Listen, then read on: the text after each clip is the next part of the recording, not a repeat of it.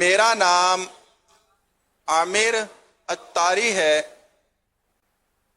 امیر اہل سنت کی بارگاہ میں سوال یہ ہے کہ گونگے بہرے اسلامی بھائیوں کے لیے فرض علوم سیکھنے کا ذریعہ کیا ہو سکتا ہے؟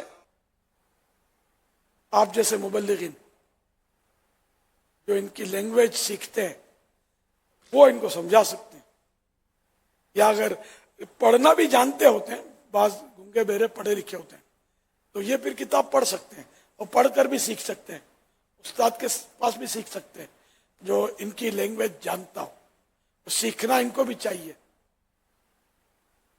واللہ تعالی اعلم ورسولہ اعلم عز وجل وصلی اللہ تعالی علیہ وآلہ وسلم۔ صلو علی الحبیب صلی اللہ یہ ماشاءاللہ ہماری جو مجلس ہے اسپیشل پرسن، یہ خاص کر ہمارے جو ڈیف ہیں ان کے لیے بھی بڑی اچھی کوششیں ان کی جاری ہیں۔ نماز کا جو ایک ان کا رسالہ ہے با تصویر، یعنی تصاویر کے ساتھ گونگے بہروں کے لیے سائن لینگویجز ہیں اس میں کہ کس کس طرح ان کو فرائض شرائط وغیرہ جو سکھانے ہیں۔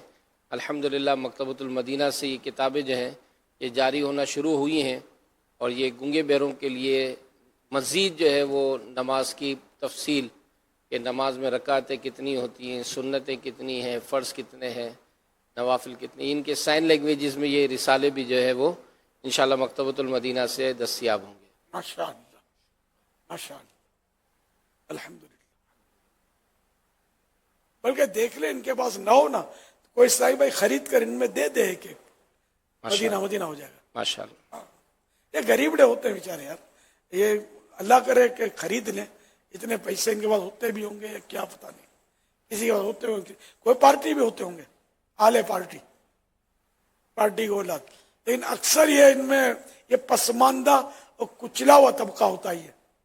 یہ خود اتنا تو کما نہیں سکتے، ان کو کوئی رکھے گا بھی تو احسان کرے گا اور کم تنخواہ دے گا، شاید بھرپور تنخواہ جو نارمل کو ملتی ہے ان کو کون دے گا؟